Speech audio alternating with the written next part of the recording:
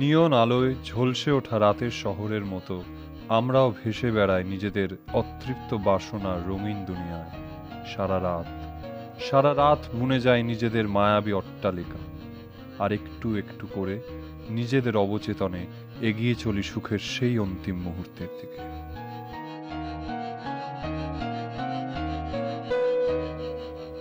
আর ঠিক তখনই চারিদিকে আলো ফুটে ওঠে, আবার একটা ভোর হয়, একটু একটু করে জেগে ওঠে শহরটা। আর কংক্রিটের এই ধূসর জঙ্গলে আরও একবার চাপা পড়ে যায় আমাদের রঙিন চাওয়া পাওয়ার সব বেহিসেবি ফর্দ।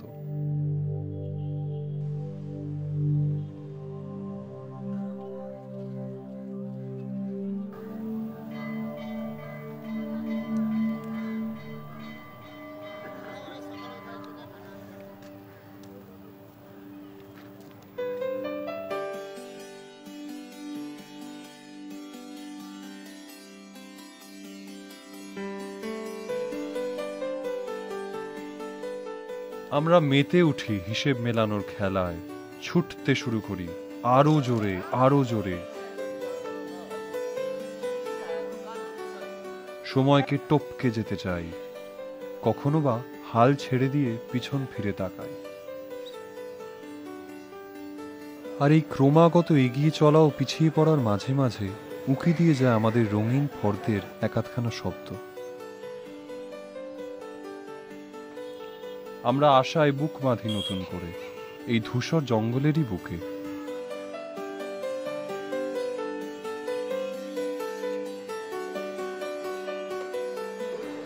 এখানে কাশফুলের ঘ্রাণ যদিও নেই, তবু পোড়া ডিজেলের গন্ধেই একটা মন মাতানো মাদকতা। আবার নতুন জীবনের শপথ নেওয়া, প্রতিবারের মতোই।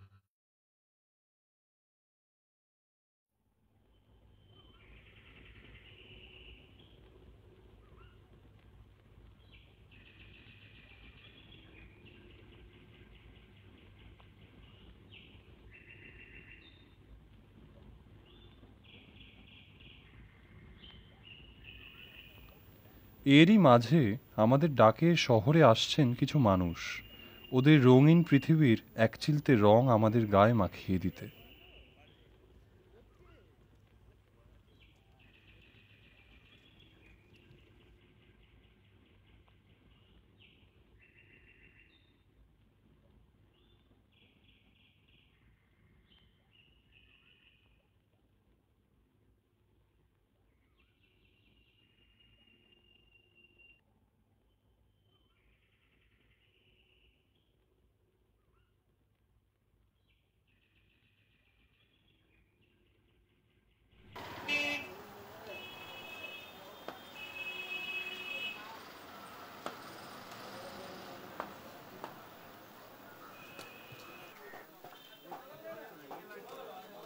আমার নাম অজয় দাস।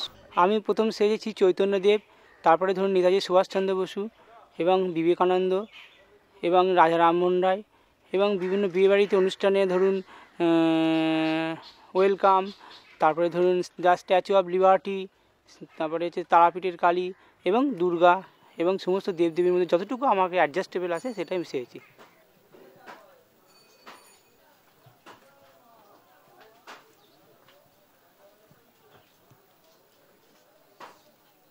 জীবনদুয়ার করেছি, আমি কৃষ্ণনগর করেছি, আর হচ্ছে কাটোয়া করেছি, আর এই কলকাতা আপনাদের এখানে একটা প্রোগ্রাম করতে এসেছি, যেহেতু আপনাদের দেখেছেন।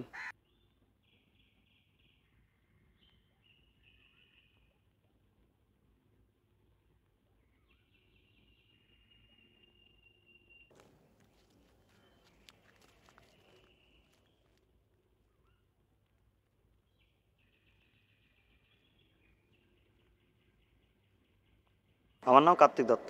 আমি নেতাজি, বিবেকানন্দ, বেসরকারি চার্লি স্পেশালিস্ট, আমি ওয়েলকাম সব রকম করি। এখানে বর্তমানে আমি সরস্বতী ভূমিকা অভিনয় করব।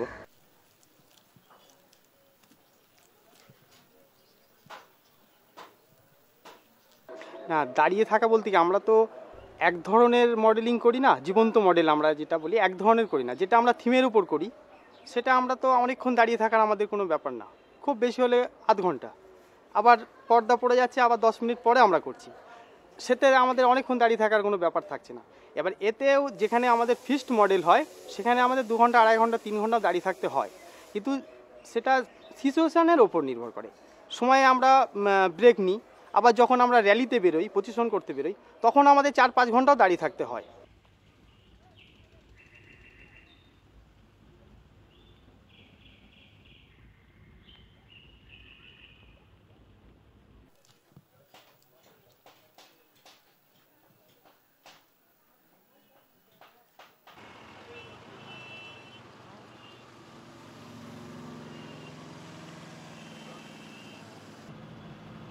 ধরুন আমরা নাটক করতে করতে এই মডেল লাইনে এসেছি, আমরা বহুদিন ধরে নাটক করছি। তা নাটকের যে মূল ব্যাপারটা হচ্ছে কিছুটা ধরুন আমরা নাটকে করতে করতে তরবারি নিয়ে ফিক্সড হয়ে যায়। সেইটা যখন যখন দর্শক আমরা ফিক্সড হয়ে গেছি, হাততালি দিল, তখন আমাদের খুব ভালো লাগলো। সেই থেকেই আমরা মডেল লাইনে এসেছি। মডেলটা করতে আমাদের খুব ভালো লাগে। মেনলি অর্থনৈতিক একটা ব্যাপার আছেই, সব কিছুর সঙ্গে অর্থনৈতিক ব্যাপার আছে। মেন যে লোককে আমরা আনন্দ দিতে পারি, এইটাই আমাদের সব থেকে বড় পাওয়া।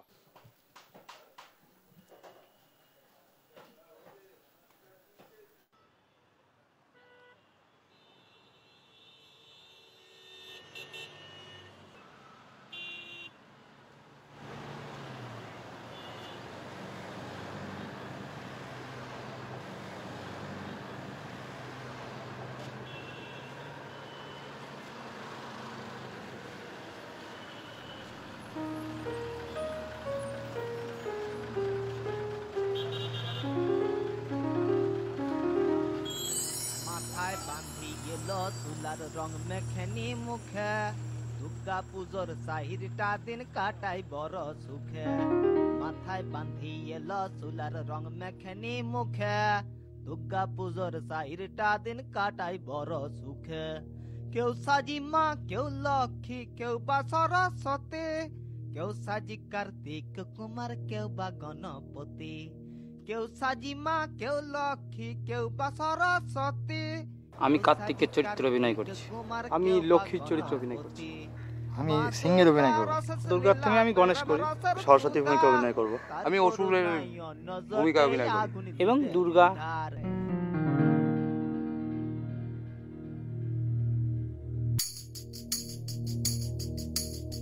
ওদিকে কুমোরটুলিতে যখন রাঙানো হচ্ছে প্রতিমা, এদিকে ধীরে ধীরে এরাও তখন সেজে উঠছে দেবদেবীর রূপে।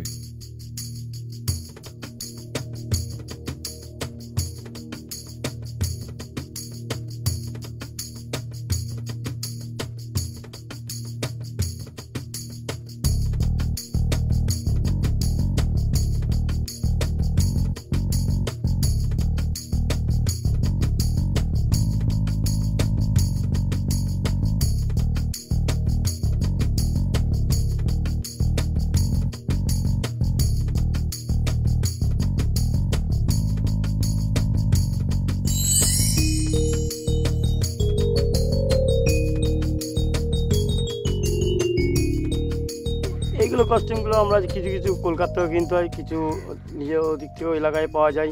মেকআপ আমরা একদম টিউব মতো পাওয়া যায়, সেই যে মেকআপটা ওটা আমরা সারা গায়ে কস্টিউমটা যেখানে যার যেরকম প্রয়োজন সেখানে লাগাই। চুল যেরকম এক্সট্রা চুল মানে ক্রেপ দিয়ে হয়, মানে এমনি বড়ো চুল দিয়েও করতে হয়। যেরকম মেয়েদের মতো চুল পাওয়া যায় ওগুলো দিয়েও সাজানো হয়, বা এরকম যে ছেলেদের দাড়ি ফাড়ি লাগাতে হয় তখন আলাদা ক্রেপ পাওয়া যায়, সে আলাদা ক্রেপ দিয়ে সাজাতে হয়।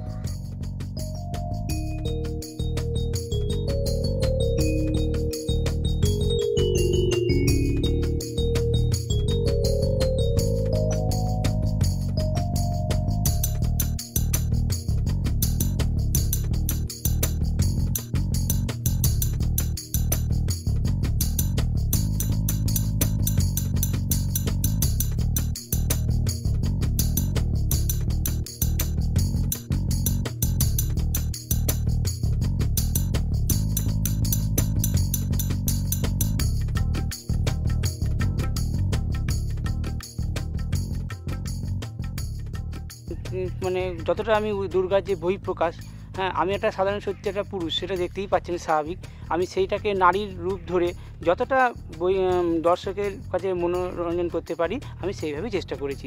ফিলিংসটা ওইভাবে না আসলেও যখন ড্রেস পোশাক পরি তখন আমার মধ্যে একটা আলাদা বহিঃপ্রকাশ ঘটে। সেটা নারী সাজিয়ে নারী তো অবশ্যই আমি চেষ্টা করব এবং আমার বহিঃপ্রকাশ এইভাবেই আমি অন্তর্ভুক্ত করি।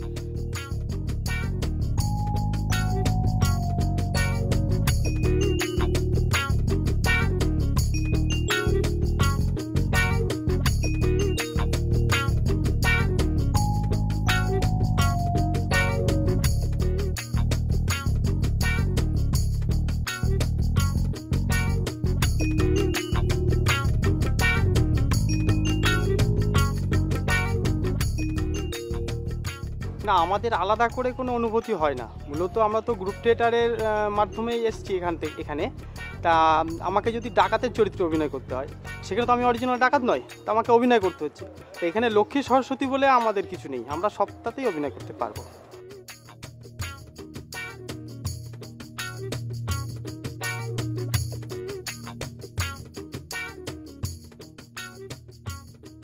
অসুর, সিংহ এবং দুর্গা সব থেকে টাফ এই দুর্গার সেটের মধ্যে, কারণ দুর্গার একটা পা মাটিতে থাকে, একটা পা নয় সিংহের পিঠে থাকে নয় অসুরের থায়ের ওপর থাকে। আর অসুরের একটা হাত যে এরকম দুমড়ে সেই অসুরকে মা দুর্গার দিকে তাকিয়ে থাকা, এই পোজটা নিয়ে দাঁড়িয়ে থাকা খুব টাফ ব্যাপার।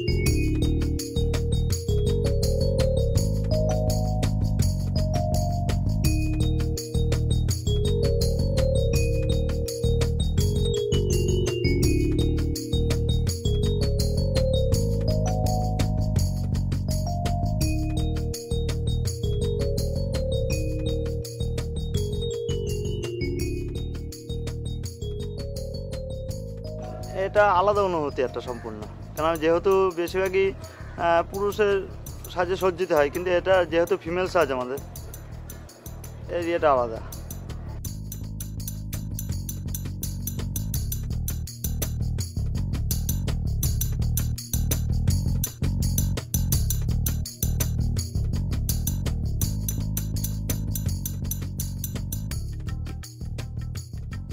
গণেশটা আমার ভালো লাগে করতে।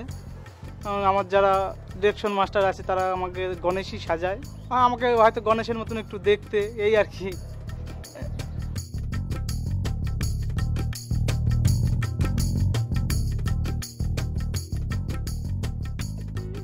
তবে আমাদের করতে হয় অভিনয়টা ভালোইভাবে, কেন আমাদের ব্যাপার হচ্ছে দর্শককে দেখানোর জন্য। যখন আমি পোশাকটা পরি তখন কিন্তু আমার শরীরে আলাদা একটা শক্তি ধারণ হয়ে যায়। সুবিধা অসুবিধা কিছুই হয় না, আমরা সেটা বললাম আপনাদেরকে, দর্শক হয়ে নির্ভর করে আমাদের জোরটা বেড়ে যায়। ওদের অবাক চোখে আমাদের রঙিন আশ্বাস, আর এই দুই পৃথিবী যখন মিলেমিশে একাকার, সেই সন্ধিক্ষণে জেগে ওঠেন মা দুর্গা। অবয়বহীন থেকে দৃশ্য হয়ে ওঠেন আমাদের বড় আপন মা দুর্গা, জ্যান্ত দুর্গা।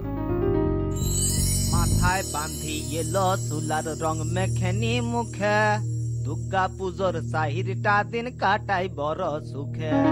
মাথায় বাঁধি এলো চুলার রং মেখেনি মুখে, দুর্গা পুজোর সাহিরটা দিন কাটাই বড় সুখে। কেউ সাজি মা, কেউ লক্ষ্মী, কেউ বা সরস্বতী, কেউ সাজি কার্তিক কুমার, কেউ বা গণপতি। কেউ সাজি মা, কেউ লক্ষ্মী, কেউ বা সরস্বতী, কেউ সাজি কার্তিক কুমার, কেউ বা গণপতি। মা দুর্গা রসস লীলা প্রেম রসের সুধা, তার করুণায় অন্ন জটে আগুন নিবে ক্ষুধার। মা দুর্গা রসস লীলা প্রেম রসের সুধা, তার করুণায় অন্ন জটে আগুন নেবে ক্ষুধার। সাইরটা দিন সইলা গেলে কষ্ট বড় হয়, সবাই মিলে বলো এবার মা দুর্গার জয়।